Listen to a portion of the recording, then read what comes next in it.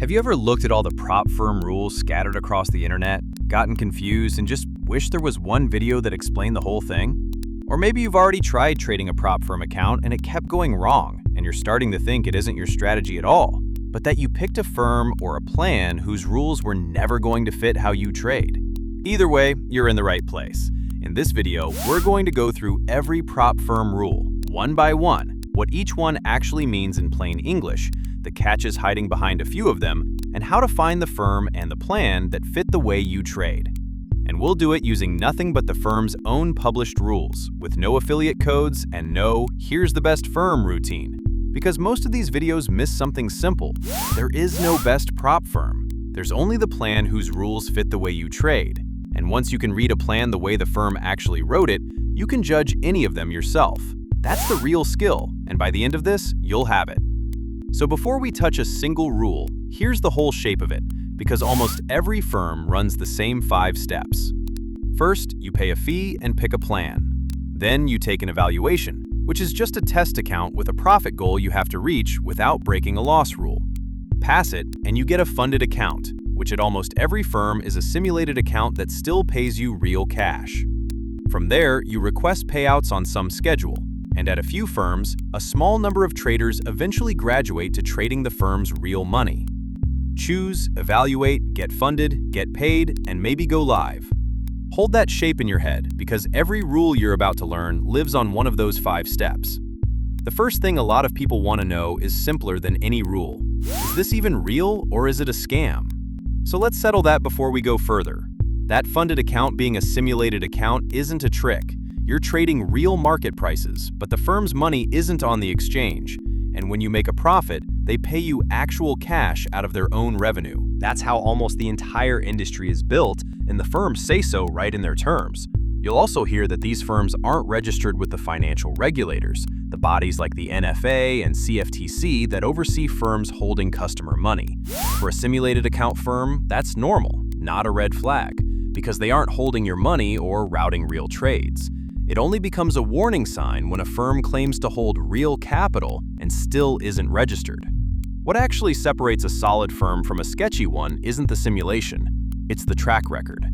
A firm that's been paying traders for years, publishes clear and stable rules, and shows real proof of payouts is a very different thing from one that appeared 6 months ago, changes its rules every other week, and only answers support on Telegram. Plenty of firms have shut down overnight and left funded traders unpaid, so before you trust any of them with a fee, that's the check that matters most. This is where most beginners freeze. You go to buy, the firm shows you a card like this, a wall of terms with green checks and red X's, and none of it is explained. So let's go through one, line by line, on a real plan, and after this, you'll be able to read any of them. The good news is that every firm sorts these rules into the same 4 groups, and once you know the 4, the wall turns into a checklist. There are the general rules, the evaluation rules for passing the test, the funded rules for the account you actually trade, and the payout rules for getting your money out. There's also one more set living in the fine print, the conduct rules for what you're not allowed to do, and we'll come back to those at the end. We'll take the groups in the order they hit you, which means starting with the test and saving the general fees for last. The first number on the evaluation is the profit target. That's simply how much you have to make to pass. On a $50,000 account, it's usually $3,000, so you have to grow the account to $53,000 in net profit after every losing trade and fee is taken out. It's one running total over the whole attempt, not a per-day thing. And the moment you cross it with all your positions closed, you've passed the test. Once you're funded, that target goes away at essentially every major firm. It only exists to get you through the door. Sitting against that target is the rule that can actually end you, the maximum loss limit, which you'll also see called the drawdown. It's the lowest your account is ever allowed to go.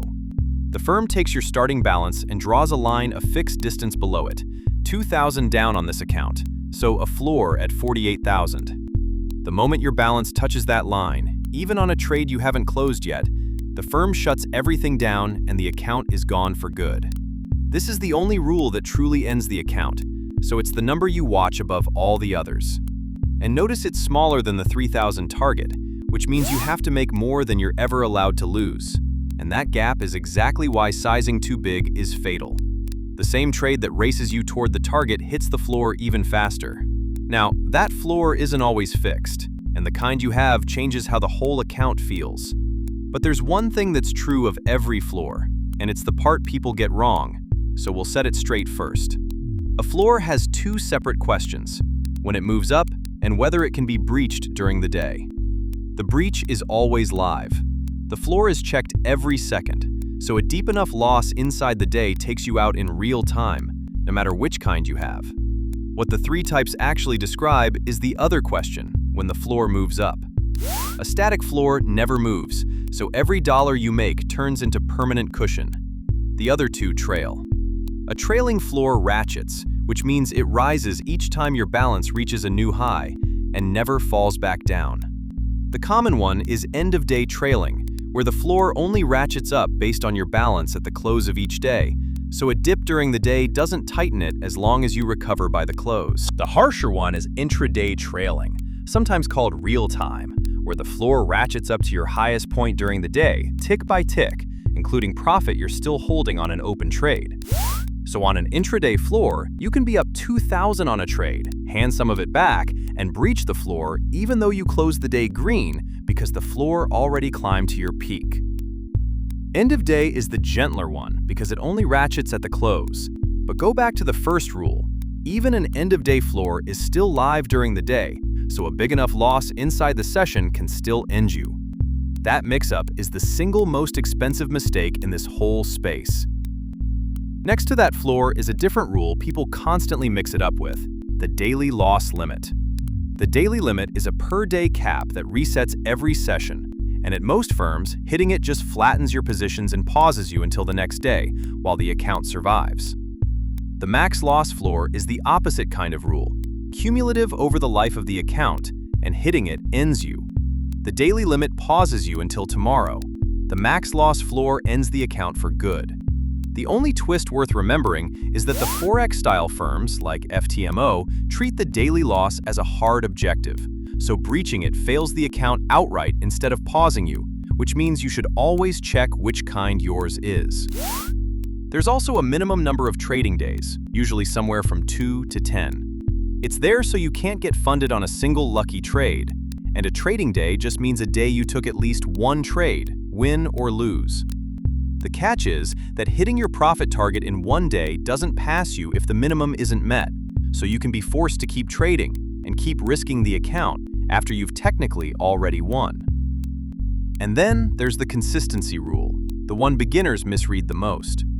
It says your single best day can't be more than a set share of your total profit, usually around half. So if your target is 3,000 and you made all of it in one big day, that day is 100% of your profit, well over the line, and you haven't passed yet, even though you hit the number. You'd keep trading and add smaller days until that one big day is back under half of the total. It doesn't fail you, and it doesn't take your money, it just holds your pass or your payout until the rest catches up, because the firm wants to see a result you can repeat instead of one lucky swing. And here's the catch that surprises people. A single huge day can quietly force you to make even more, because the only way to get that day back under the limit is to grow everything around it.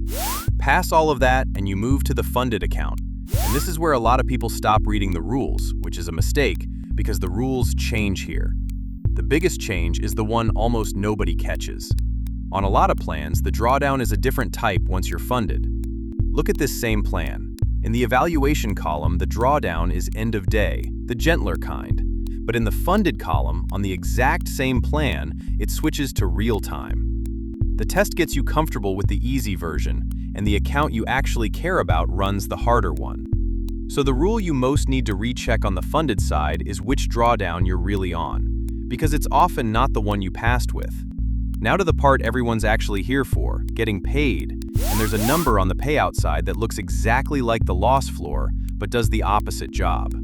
It's called the buffer, or the safety net. Remember the loss floor sat 2,000 below your starting balance. The buffer sits about 2,000 above it. So the same 2,000 marks two different lines. 2,000 below your start is the level that ends the account. 2,000 above your start is the profit you have to bank before the firm will let you take any money out. Below it, your account is perfectly fine. You just can't withdraw yet. The firm matches the two numbers on purpose because it won't hand you cash until you've built up a cushion as big as the hole that would end you. So whenever a card shows you one of these numbers, the first thing to check is which way it points, below your start or above it, because they mean completely different things. Clearing the buffer is one gate on your first payout. The other is that most firms also want a handful of winning days on record, each one a day you closed some small profit. Notice that's a stricter cousin of the minimum trading days from the evaluation. There, any day you traded counted, win or lose. Here you need green days, not just active ones. After that, the rest of the payout rules decide how the money flows. There's a minimum payout, the smallest amount you can request, usually somewhere between $100 and $500. There's the profit split, how the funded profits get shared, usually somewhere from 80-20 up to 90-10 in your favor. And a few firms let you keep it all. And there's often a cap on how much you can pull per request early on, which lifts as you prove yourself. This is where a number that sounds generous can quietly cost you. 100% split with a high buffer and small payout caps can put money in your hands slower than a 90% split that lets you withdraw on day one. So read the whole payout section, not just the split. That covers the rules that govern your trading. The general rules are mostly about money and size. The one that surprises people is the activation fee. At a lot of firms, the price you paid was just for the evaluation, and there's a separate fee to switch on the funded account once you pass, so the sticker price isn't the full cost. If you fail, there's usually a reset fee to wipe the attempt and start over. Then there are the size limits. Max position is the most contracts you can hold at once, and you'll see something called microscaling, written as something like 10-to-1. A micro contract is just a smaller version of a full futures contract, about a tenth of the size. And microscaling means your position cap is counted in those micros. So a 5-contract limit really means 50 micro contracts. Don't confuse that with a scaling plan, which is a different thing some firms add. It holds your overall size down until you've built a cushion, then lets you trade bigger. Because oversizing early is what does the most damage on an account this thin. That leaves the conduct rules from the fine print, the list of prohibited strategies, and it's remarkably similar everywhere. Things like high-frequency trading, copying the same trades across separate accounts, exploiting the simulated fills, or going all in like it's a coin flip. These aren't there to trap you. They protect the simulated environment and the pool of money the firm pays everyone out of. And the thing to know is that breaking one can void your profits and close the account even when you're up money, because these rules are about how you traded, not whether you made a profit. Now, because that real loss floor is so small, how you size your trades is the whole game. And sizing to the big headline number instead of the floor is the single biggest reason people blow up in the first few days. Here's the idea in plain terms first. A contract is one unit of the thing you're trading. A stop is the price where you've decided to bail on a losing trade, and the distance from your entry to that stop is measured in points. Each point is worth a fixed number of dollars, and that's set by the market you're in.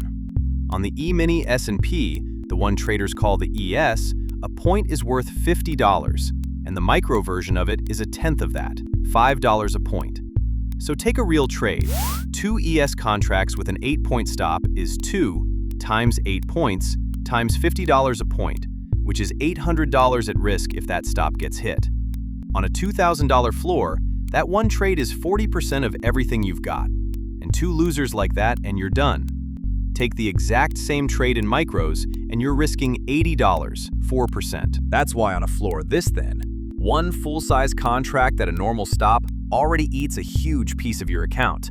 And micros are usually the only practical way to keep each trade down near 1 or 2%, which is what actually lets you survive a normal losing streak.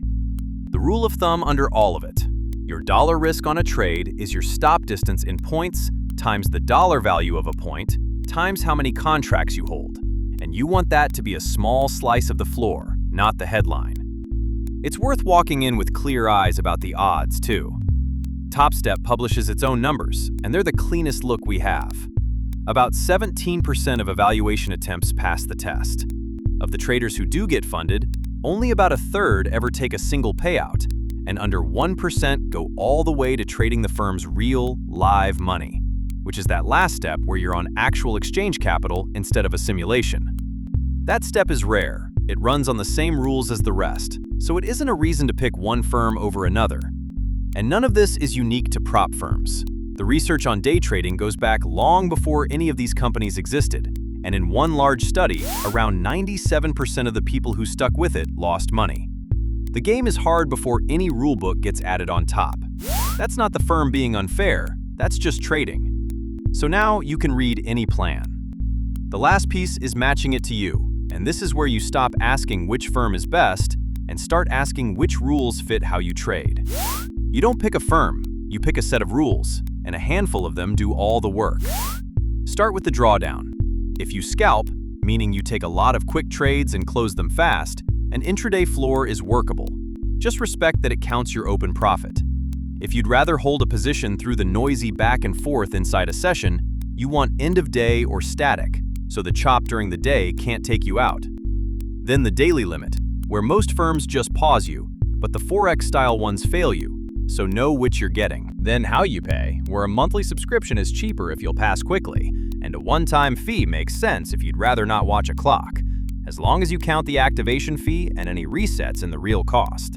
Then the payout terms, where fast and frequent withdrawals usually beat a big headline split sitting behind a slow buffer. And the platform and market have to be ones you actually trade, because most futures firms run on platforms like Tradovate, Rithmic, and NinjaTrader, while a firm like FTMO is a different Forex world entirely. Put those answers together, and you don't get a single winner. You get a short list of plans whose rules don't fight the way you trade, and that's the honest version of which firm should I choose. And this is what decides whether any of it works. Every rule we just went through only fires at the line after the damage is already done.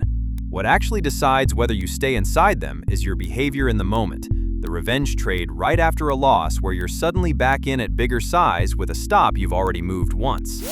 All of that happens in the seconds before the rule ever triggers. Everything I showed you today works on its own, with no tool at all, just you reading the rules and holding your size. That part is on you, and it always will be. A tool like Meridian sits in that gap. It's a psychological stability monitor that watches the behavior that breaches these rules in real time and flags it before you place the order instead of after, so the daily limit isn't the thing that has to catch you. The link is below if you want to look, but reading the rules and holding your size is still on you either way. So that's the whole game. You know what every rule means now. You know the catches the cards don't spell out, and you know how to find the plan that actually fits you. So pick the rules that match how you trade, and size to the floor. After that, most of it is just showing up and not breaking your own sizing the moment you take a loss. If this made prop firms make sense, subscribe, and tell me in the comments which firm you're on and which rule has caught you out. I'll see you in the next one.